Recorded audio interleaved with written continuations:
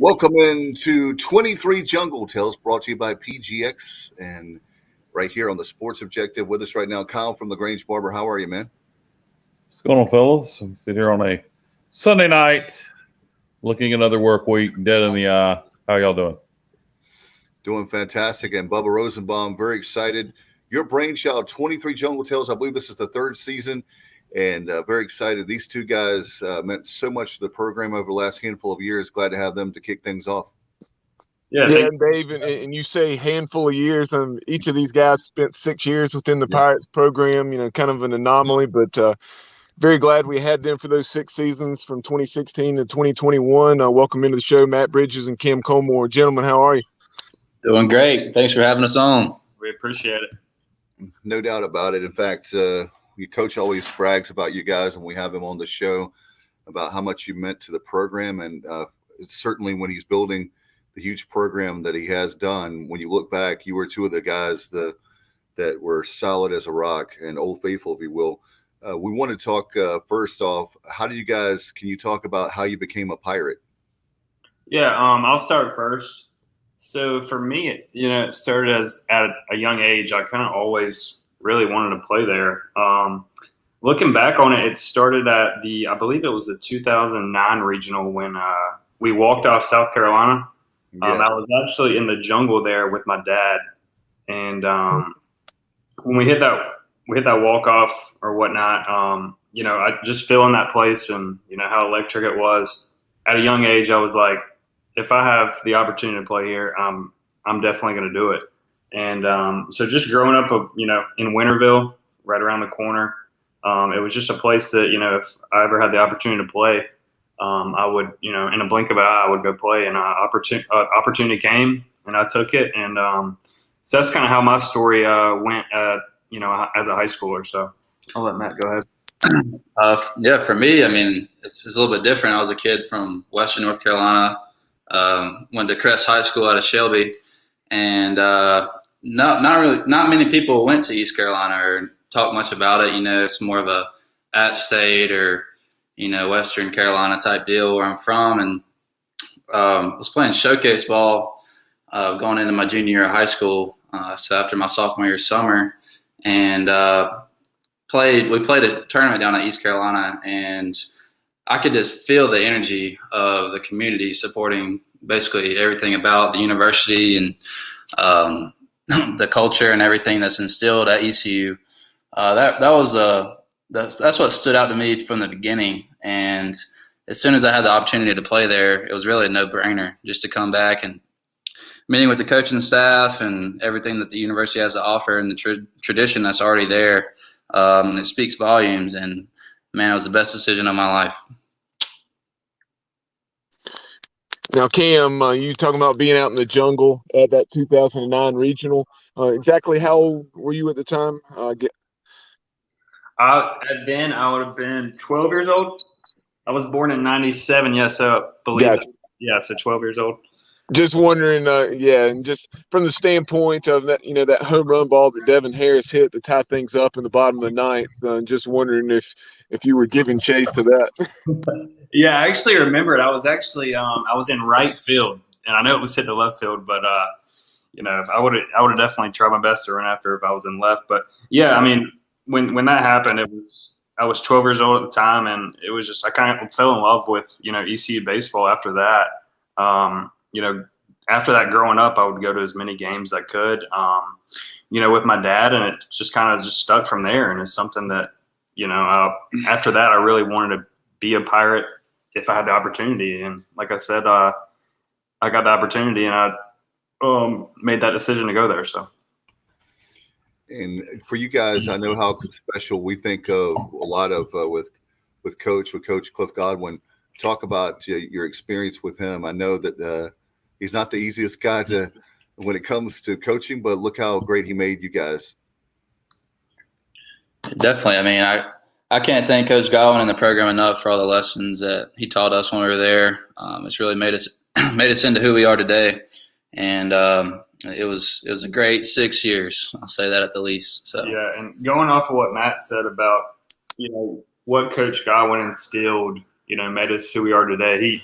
He really does mean that. And, everybody that comes through ECU that had the chance to play under Coach Godwin says the same thing. The culture that he instilled, that's things that we can take with us for the rest of our life. And it's, we had a great opportunity. So, guys, upon arriving to campus, and we'll start with you, Matt, Coach Godwin going into his second season, and Pirates had won the conference tournament in 2015, gone to the Coral Gables Regional down at Miami, but not performed the way we would have liked down there. So just talk about your freshman season, have the opportunity to come in and play a key role as a true freshman.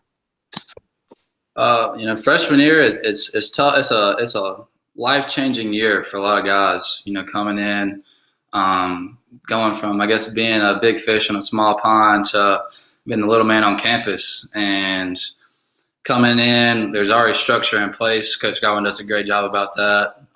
With pretty much getting up early, going to class, you have study hall and lift and everything in between. So it's a pretty long day, especially for a freshman coming in. And, going through the fall, really just taking it day by day was the biggest thing that I would say I learned and still take with me today is just not getting caught up too much in like the week as itself, and just taking it day by day, 1% better, as he always says. That's a key thing, but really just buying into the team. That's a big lesson that you learn, especially as a freshman, is it's not about you anymore. We want to get this thing to the next level, and, you want to own your role, and whatever that is, execute it to your full potential. And I think once you understand that, it's going to make you a better baseball player, a better teammate, and a better person overall.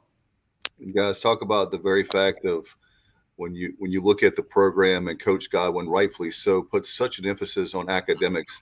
How hard is it? I don't think people realize in Pirate Nation or beyond how difficult it is to not only keep the expectations of our program at East Carolina when it comes to this particular case, East Carolina baseball, but also in the classroom. You got to make good grades. I talked to Coach a few years ago. He said, Dave, not only will you not play, you won't even be on the team if you don't have good grades. Yeah, and he's not lying by that at all. I would say, freshman year is just, even with academics, it's just the toughest because – your schedule on a daily basis your freshman year is, you wake up early, you go to class, you then go to the field for, 4 hours, whatever it is. And then you have maybe an hour and a half to get some dinner. And then you're at study hall from 8 to 10. That was our schedule our freshman year. So it was a lot to get, and then you'd come home from study hall. And if you had more homework, you definitely wouldn't feel like doing it because it'd be so late. So, it was definitely tough. Like I said, freshman year was definitely the hardest for me, being able to adjust to that, not only, the baseball schedule, but that academic schedule as well. Now, Matt, the tail end of that freshman year, or actually both of you guys, and Matt, you can go first, and talk about the craziness of, we didn't perform well in the tournament in 2016 after having won it in 15, the year before your arrival. And then we go up to Charlottesville, and win that regional, and then go out to Lubbock, and out in Lubbock, you had the chance to close out game one, the only game the Pirates have ever won in the Super Regional. Yeah, I vividly remember going 0-2 in that conference tournament, and Coach Godwin kind of brought us on the bus, and obviously wasn't happy, but I remember him throwing out like a statistic to us and was saying that they have teams that have gone like 0-2 in the past. In those conference tournaments, went on to win some regionals. And I think we just kind of use that as fuel to the fire. Still vividly remember Travis Watkins' walk-off home run there at UVA. It was one of the top moments of my career there at ECU. And we just kind of steamrolled into Texas Tech. Nobody really had ever heard of ECU out in Lubbock, Texas, and we wanted to make a statement there. They had like 10 guys drafted that year. We didn't have any. It was kind of a David versus Goliath type thing, and we were not backing down from them. That was kind of the mentality going in there, and one thing led to another, and we got off to the right start on Friday, but just ultimately couldn't get the job done the rest of the way. But That season, I think, steamrolled the Pirates into what we are today, and we've been successful ever since. So. And you talk about that chip on the shoulder mentality. There, you could tell, the crowd fired up into it. Tight ball game with the Red Raiders trying to rally late. And when you came in and closed the door, you could tell you had a little extra bounce in your step and a swagger, so to speak. Yeah, there's definitely fuel to the fire. I've always used that as an edge. I don't ever want to back down from a bigger opponent by any means. So I love when the crowd gets intense like that, and I think that just that gave us an edge in that game. So it was a lot of fun. It's fun to look back on for sure. No doubt about it. That was that Saturday game. I'll never forget.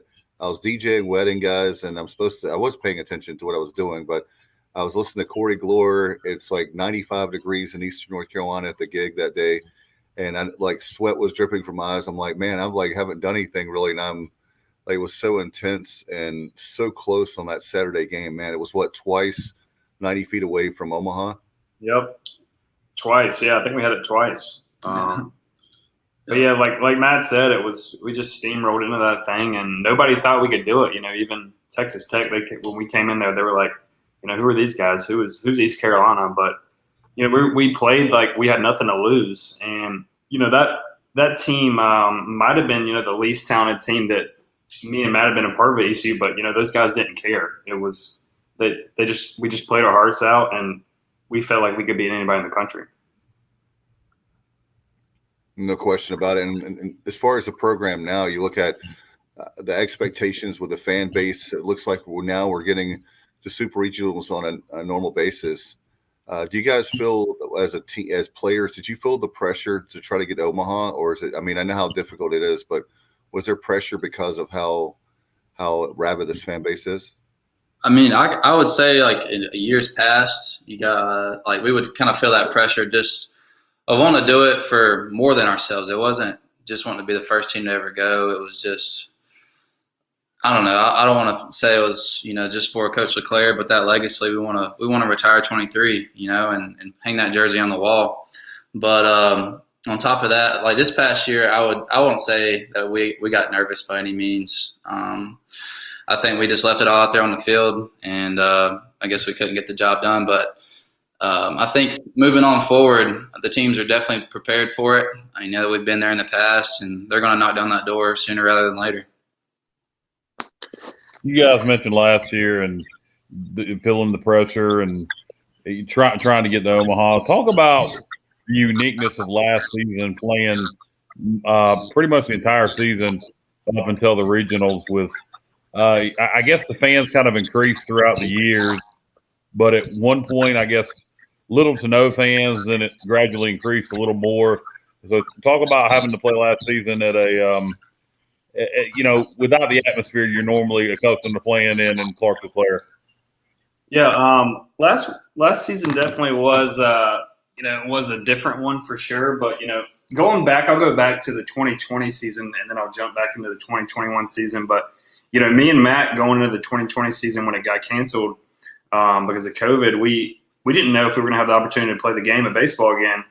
And, there was probably a week period where we thought we were really done, man. We didn't think we were going to ever get to step back on that field. And, we had a meeting. I remember vividly in 2020, we had that meeting when Coach Godwin said that, the season's canceled. You seniors, I don't know if you're going to get this back. I don't want to lie to you and tell you I don't know. And then we got a call maybe a week later from Coach Godwin, and he said that NCAA is granting us another year and that we could come back. And at the time, I could, I didn't care how many fans were going to be in the stands in 2021. I just wanted to get another year.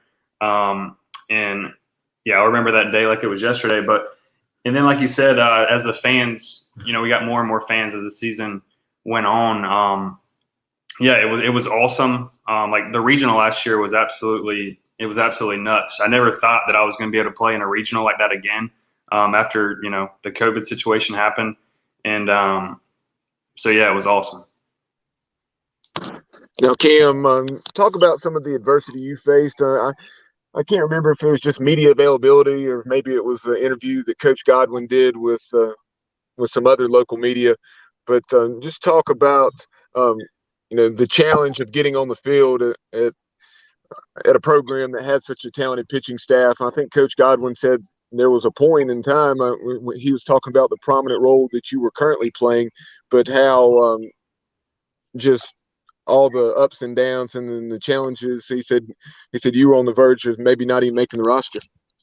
Yeah, and that's an accurate statement. I would say, those first couple of years were tough. I faced a lot more failures than I did successes, and I learned from those failures. Coach Godwin hung with me. All the pitching coaches that we had there, whether it was Coach Dietz, Coach Roselle, whoever, they all hung with me.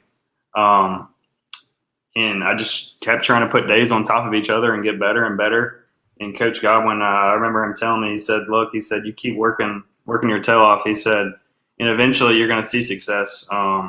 He was like, I don't know if it's going to be, a month from now, 6 months from now, a year from now, but if you keep getting after it and piling these days on top of each other, it's going to eventually work out for you. And it did. And I believe it was in 2018 when, I was struggling a little bit, and I met with Coach Godwin. He was like, look, last year, we changed Davis Kirkpatrick's arm slot. He was like, what do you think about that? And at first I was very, scared and hesitant. I was like, this is going to be really weird. I don't know if I really want to do this. And, eventually I bought into it. And honestly, that kind of changed my career. It made me a lot more effective. And so it really just came down to just trusting, the coaches, that they had my best interest, and just keep piling days on top of each other.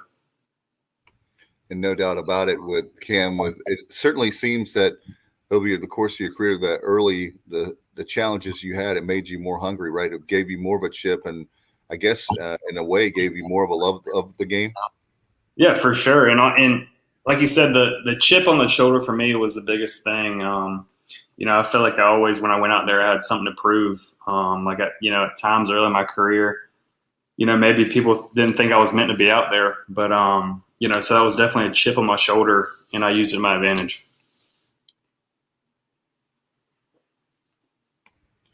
How about Cam? Can you talk about the pride of maybe it's tough being from Pitt County, of course, playing for D.H. Conley, and then coming up the road to Greenville, but it's got to be a lot of pride. You're talking about as a kid watching the game, watching that 2009 regional. It's got to be amazing feeling to be in. Like, I was just counting up 4 regionals, and you also have 3 super regionals. Not many players can say that. Yeah, it was a long career, 6 years. Growing up, like I said, it was something that I always wanted to do, was play there. And I can't looking back on it, I wish I could do it all over again. It was, it was the best time of my life for sure. And, doing it with my best friends along the way. I know last year we came up short, but, at least my last memory in Clark LeClaire was dogpiling on that mound. So it was, it was bittersweet, but, I can always think the positive that, that was the last time I played on that field was dogpiling. So what are you guys, each of you, each one, Matt and Cam, if you could, give us your top 3 favorite moments at Clark LeClaire? Okay. Definitely last year, winning that regional last year at home was a big one. What you got? Yeah, there's a lot of them. I'd have to put that one up at the top, just because of it being the last game ever at CLS for us. All the championships are just kind of clumped together. I think there's a lot of special moments in between there. Now, Matt, so sorry to interrupt, but you go back to, you talk about last year's regional. You were on the mound when the final out was recorded, so just talk about that experience. I referenced that super regional and that opportunity you had, and then what you had last year to get that final out in the regional against Maryland. Yeah, it's definitely full circle. It was a cool moment personally for me, but just being out there with the guys, like Cam said, is really what it's all about. I told Coach Gowan the night before, or that night of the game. I know I'd thrown the 2 games previous to that, but it was just kind of like next man up. I just wanted to let him know I was there. And I know I'd pitched the 2 days before that, but this was a big game for us, and I didn't want it to go to the next day. So I knew we were going to exhaust all options in the pen, and I just wanted to let him know from the get-go that I was ready, as well as Cam and Smitty and the rest of the guys. So just to win that championship also, knowing all 3 seniors got to pitch in that game was a special moment for sure. Guys, one question to ask you about, it's certainly that I know one of the things I love about Coach Godwin is he puts your career and your health first. But how bad are there times when you wanted to go in and Coach says, sorry, you can't go in. I don't want to chance anything with your arm. There's definitely that definitely came up this year. I know, obviously, we had 4 game weekends this year, so we played double headers a lot. And I believe maybe twice I went up to Coach Godwin after game 1 of the doubleheader, and I was like, Coach, I only threw 20 pitches. I'm good to go in about 2 hours. But he would always shut that down. So, but yeah, he does care about your health. That's what comes first for him. So definitely, I mean, he's definitely going to put your interest your health interest as a priority. Looking back to that, a prime example would be Jake Agnos pitching against UNCW in the 2018 regional. We're cruising, have like a 3-hour rain delay, and he doesn't go back out there. That's the first example that comes to my mind. But that relationship that you have with Coach Godwin definitely goes a long way. So you can always talk about it, but his opinion always overrules. So. You mentioned that 2018 regional against Wilmington. Have you guys been in a rain delay longer than that one? What an annoying game.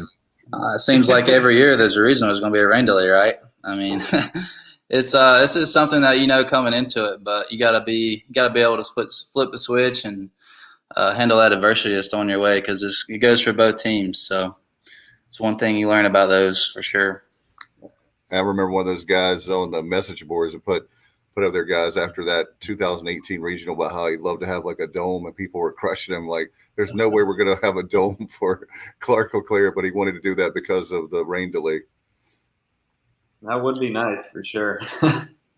We wouldn't have had to make, who knows what would have happened, but certainly it seems like every single 18, 19, there's always it seems like a rain delay. One question that I had, guys, as far as super regionals, what do you think it's going to take to be able to host the super regional? We're so close, and I think that will be where the ticket we get to Omaha. Yeah, obviously, Clark LeClaire playing there is such an advantage. As we've seen over the years, but I don't think there's anything different that we need to do. We just need to keep really just what Coach Godwin says, just sticking to the days and the process, and eventually it's going to happen. When it's meant to be, it's going to happen. But whenever that day comes or Clark LeClaire hosts a super regional, I'll definitely be there for sure. But yeah, there's nothing different that those guys need to do. They just need to keep trusting themselves, and it'll eventually happen. Yeah. Hey, Matt, going back to the topic of injuries, obviously you experienced Tommy John during your years. So just talk about that process. And, so many guys now, it seems like they come back from that surgery, maybe even stronger than more velocity and so on and so forth than they were beforehand. Yeah, I mean, first off, I'll tip the cap to Zach Womack and Brandon Golden when they were there helping me get through just the rehab process. But most importantly, I would just say that the surgery really changed my career and the way it changed my mentality mainly. Sitting with Coach Godwin and trying to figure out the best way I could help the team in that 2019 season when I was out for the whole year. I ultimately started catching bullpens. I did that in the fall, and it really helped me because I could give feedback to the guys from a different perspective, and I could see it from both ways. And it allowed me to be able to travel with the guys and just feel like I was a part of the team for that whole season. And I can't thank Coach Godwin enough for allowing me to do that. But yeah, I mean, looking back at it, I would definitely say that changed my career and ultimately made me a better teammate, a better player, and just a better person in general. Guys, one of the things that Coach talks about is having a player locker room for former players and a weight room, a lot of player amenities there for the baseball program. Since you're talking to Pirate Nation, how important it is for us to raise that money for an ambitious capital campaign? I think it's it would be a big addition for the guys. And not only, obviously, that's going to help our coaches with recruits for sure as well. But I know all of our pro guys that pretty much have helped build what Clark LeClaire Stadium is. As far as without these past teams, we wouldn't have the scoreboard we have now. Without the successes that these guys had, the scoreboard, the indoor batting facility, or what really the guys that came before us, have built this place, and the guys that are playing there now are going to continue to build the place. But it is very important. With my main aspect is probably recruits. But yeah, and those guys that are playing pro right now, they would definitely love that.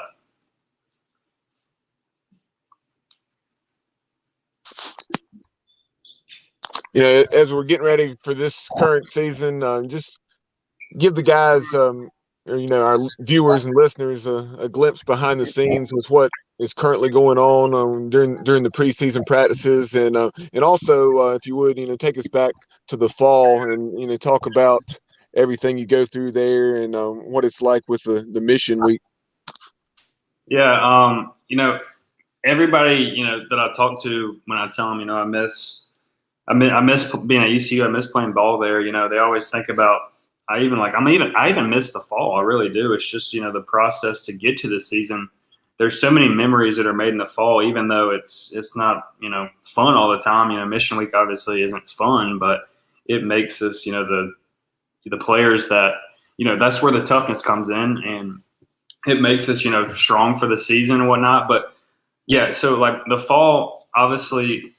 With Mission Week, guys don't enjoy that, but it makes them, the players they are throughout the season with the toughness aspect. So right now, they're really just doing this. They scrimmaging yet? Yeah, I think they're scrimmaging right now. So they usually have 3 weekends of scrimmages before the season starts. They're just dialing it in, getting ready for day one and opening day. And I know Dennis Wilson, he's getting the boys right in the weight room and the stand maintained, and they're getting right as far as they're throwing progressions and everything like that. So I'm guessing right now the pitchers are probably going through bullpens. Bullpens are definitely picking up right now. Yeah, individual defense for the position players and doing some on-field BP before a live practice gets going. So, but like Matt said, right, there are a lot of jobs that are won in these 3 weeks before the season. Even though the fall scrimmages are so important, these early season, spring scrimmages are just as important.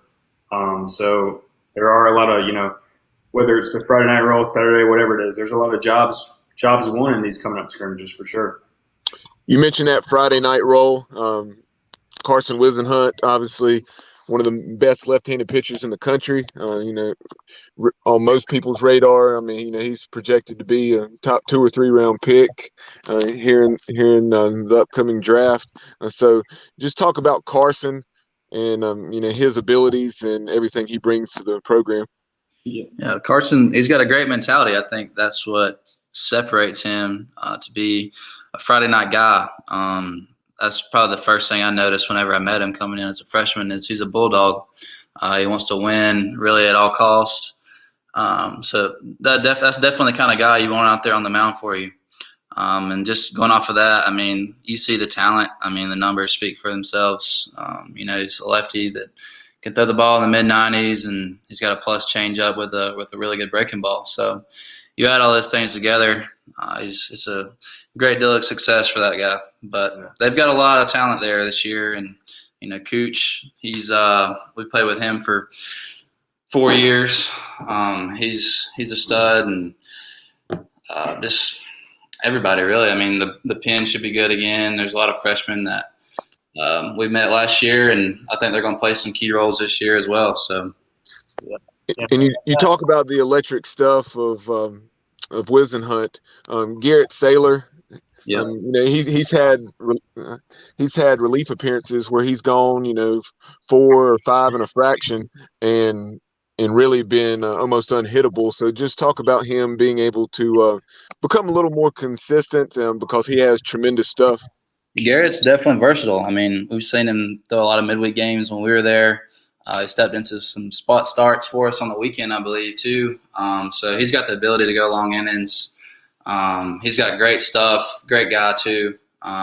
Nick Lugish, he'll be another name. I know that he's done really well this fall, and he's done a lot of work to really revamp his game this offseason, and he's something to look forward to, as well as CJ Mayhew. He's done well for us in the past, and I think he's going to continue to do so. He's another Bulldog. So they got a lot of options there, and I'm looking forward to seeing them compete. And guys, one of the things, obviously, we don't know now because it's preseason, but you got to feel like that, Coach, that he's going to have an amazing year. I just have a really good feeling. I could be wrong, but I just really believe in that guy, and I know how much he prepares for each game and for the season. So I feel like he's going to have an amazing year. What do you guys think? Yeah, I agree. No one in my time at ECU, I don't think I've met a guy that's more mentally prepared than Jake Kuchmaner. And that's over half the battle is the mental aspect. And the mental side of his game. It doesn't matter that he doesn't throw the hardest on out of everybody on our team. It doesn't matter. It's just the guy knows how to pitch. He knows how to get outs. He's not afraid of anybody. And as you've seen through his successes, whether it's throwing his perfect game or pitching in a big game, but the mental game for him is what separates him. Guys, over the last couple of seasons, one of the things that the pitchers utilized was the wristband. So I know you stay in touch with your former teammates. Is that something that's going to be utilized this year? I'd heard in the fall that it was not. Honestly, I don't know. That's a great question. I really have no idea. Yeah. I know I checked a few scrimmages this year, and they weren't using it, but I believe they will at times. I'm not really sure. I don't want to say the right here, but it definitely did what it was supposed to do, and that was, guys at second. I don't know if you guys know that there's like a thing called Synergy out there where they can look at cameras and you kind of can break down everything as far as any player, any position player, any pitcher in the country. And that was kind of the whole idea behind it.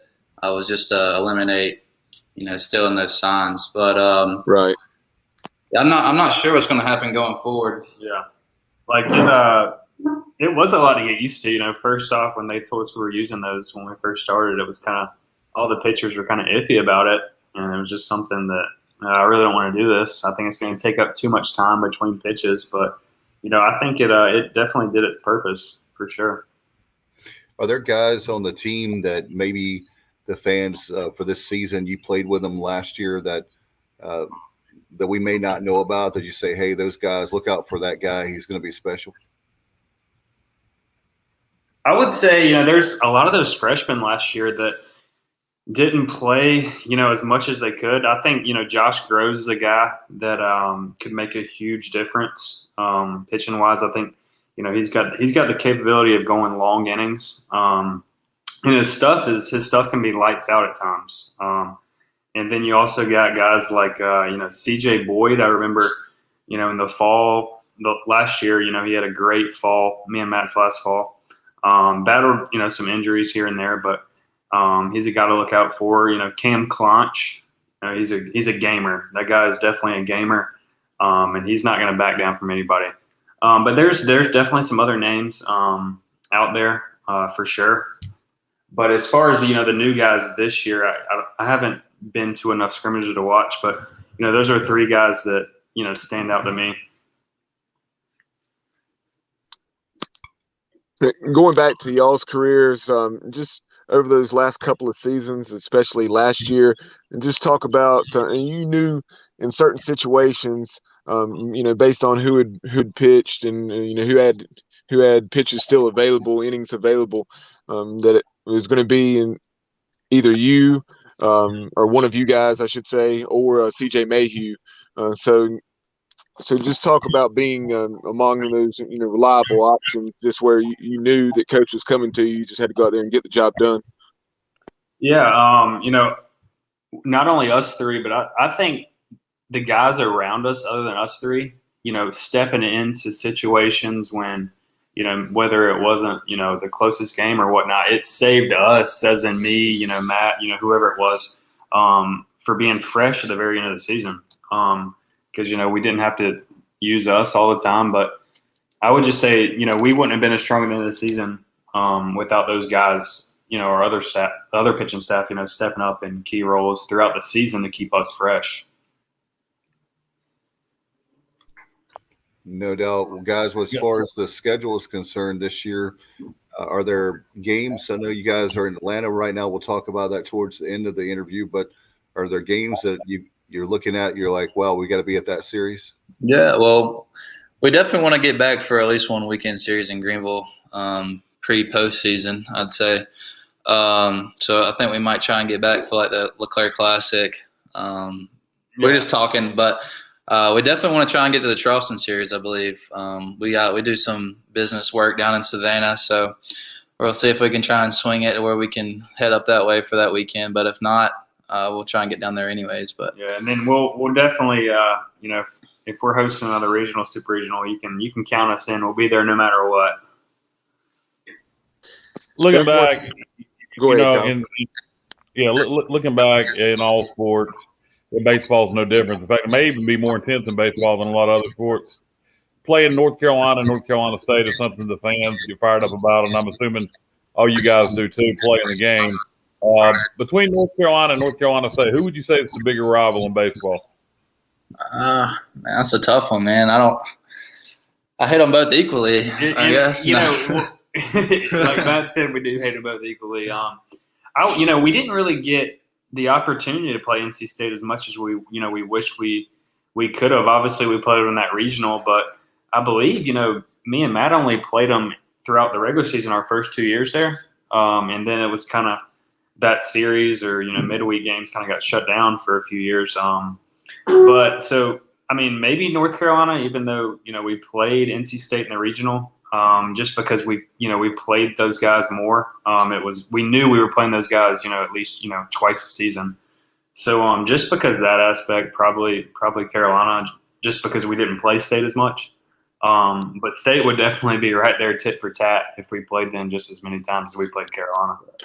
Yeah, it's definitely just those games you just want to mark on your schedule, along with UNCW and Duke. It's just the atmosphere in Clark-LeClaire is always second to none, and I think that's what gets the itch ready for those games, and you mark them ahead of the schedule. So yeah, like that game last year against Carolina at home was a game I'll never forget. Yeah, that game was nuts. A-Mac coming up big. Yeah. Me and Matt both didn't pitch. We didn't pitch that great that night, but our offense definitely picked us up for sure. But that game was one that we won't forget. And guys, it seems like in Clark-LeClaire, especially when you're playing the home games, it feels like that when I don't know, just speaking as a fan, someone that follows the program very close, it feels like a regional atmosphere when we're playing an ACC school in-state opponent that we don't like. Oh, there's no doubt. The Carolina game last year, that was just as much a regional game as the William & Mary Friday night game in the regional was. As far as the atmosphere, it was electric. So that's no doubt. Or Norfolk State, I apologize. I don't know why I said I don't know why I said it. Hang on, I said William & Mary. Norfolk State. Hey, you had the colors right. You had the green and gold. Yeah. But guys, since the season ended last year, just talk about that decision to go ahead and begin your professional careers, in the business world as opposed to pursuing independent ball or something of that nature. Yeah, I would say we definitely at the end of the season we knew we would have the opportunity to maybe may not get drafted, maybe sign something, but I think that for me, I had already made up my mind that what was best for me personally is if I go ahead and pursued, the next chapter of my life, and it ended up being I'm moving here in Atlanta with Matt now. We both work for Grover Gaming. We work for Vanilla Games. It's the same thing. But, yeah, I mean, I definitely thought about it a little bit, but I just thought it was best for me if I moved on to that next chapter. Yeah, I mean, I would completely agree. It was that time, you know, I gave the game all I had, and I look forward to watching the boys from here on out. And I learned many life lessons through the game of baseball and what ECU had taught me in general. And moving forward, you know, we landed with a great company. Garrett Blackwelder is the owner of it, and he gives back to ECU, and Grover Gaming's on a lot of different signs and billboards and stuff going through Greenville. He has a great culture there, and it's something that we could fit into. You know, him and Coach Godwin are really good friends, and we continue to learn from the company culture. You know, they've taught us a lot that adds on to what we've learned at ECU Baseball, and just looking forward to what the future holds. How hard was it? I know that you said you knew when it was a time to give up the game, so to speak, but how hard was that decision? I mean, it's never easy, you know, putting on the cleats for the first time at 4 years old to, you know, hanging them up at 23. But we knew it was time, and, you know, I looking back at it, you know, I spent longer than any other guy at ECU. So that's one positive way to look at it, I guess. But, you know, I would do it all over again if I could. But it was definitely full of memories that I'll never forget. No doubt. Talk about the experience now. You're talking about with Grover Gaming, obviously a hot company right now, certainly with in Greenville and beyond. But talk about what do you guys do there? And you're talking about the culture. How much fun is it to work there? Yeah, like you know, we don't get up every day and just not look forward to going to work or, you know, dread work. You know, we're very blessed with, you know, how young we are to have a job like this. And, you know, it's just the people in the company, you know, that Garrett hires. He makes sure that they fit the mold for is that best fit for the culture.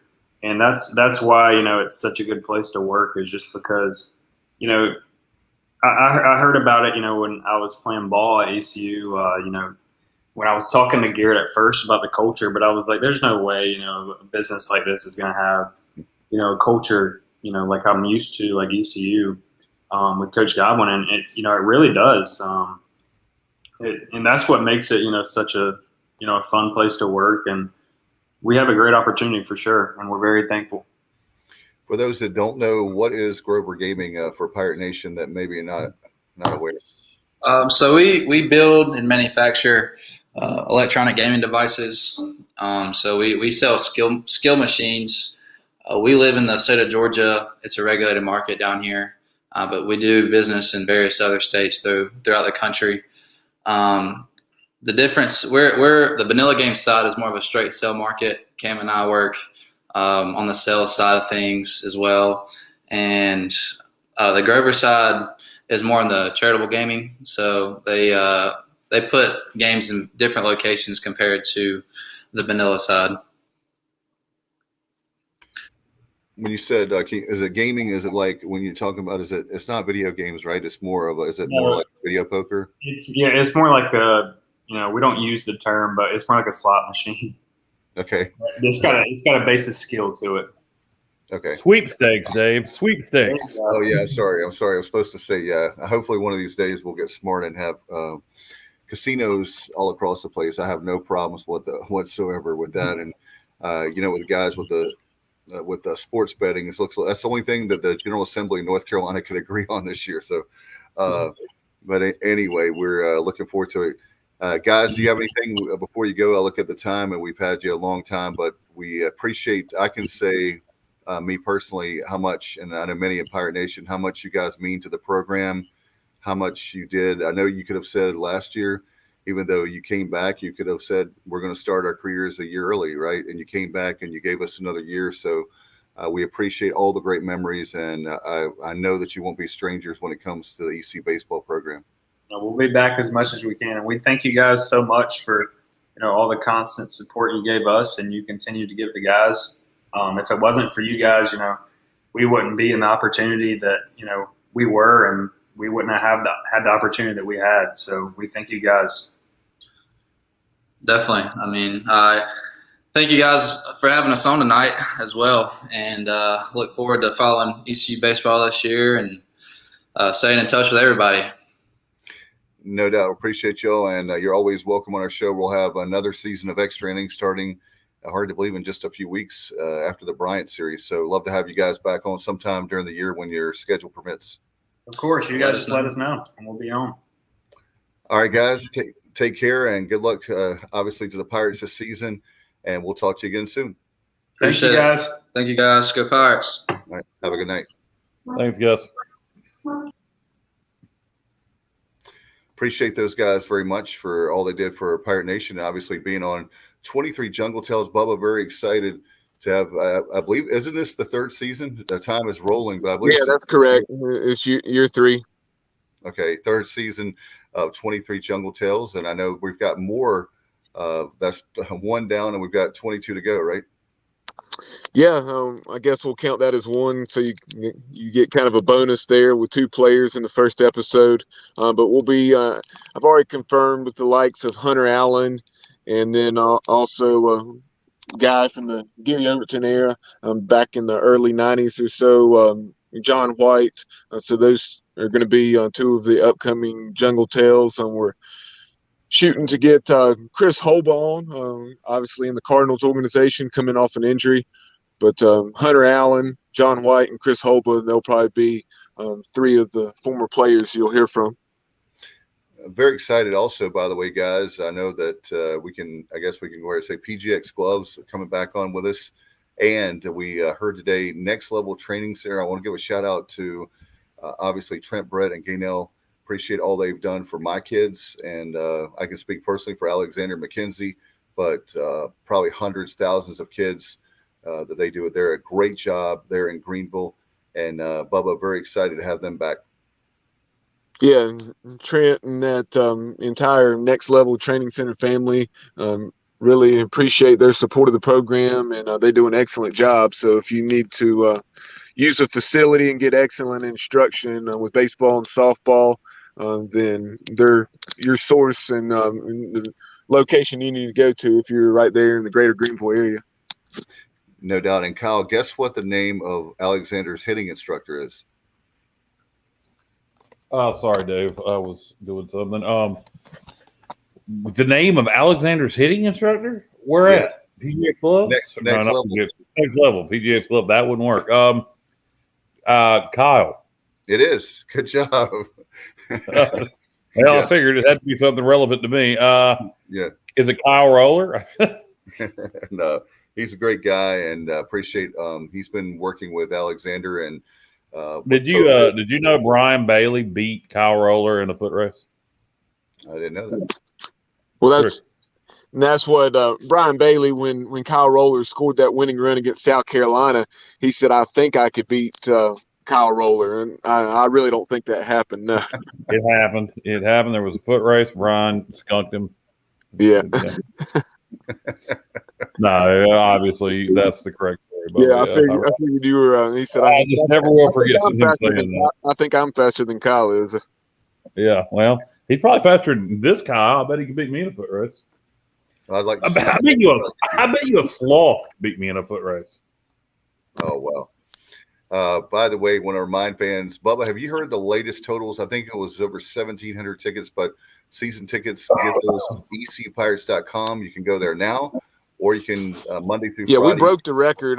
Give me a moment. I screenshotted it when we broke the record, but that record of 1,764 or whatever it was fell, and now that's what Coach Godwin was saying the other day when we talked to him, that he was wanting to see 2,000 sold.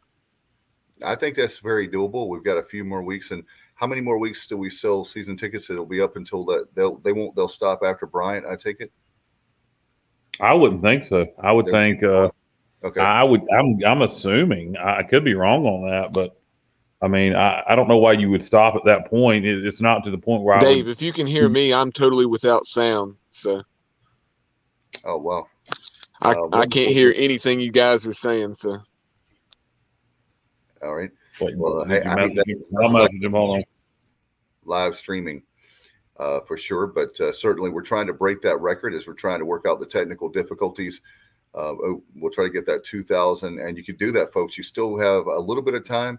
I don't know the exact amount. We'll find out the deadline. That's what I was trying to ask Bubba, the deadline on that. Maybe Kyle knows, but it should be in the next. I know. I don't know the deadline on season tickets, but I would think I wouldn't think you'd go to many plans after the first weekend series. So I'm not sure.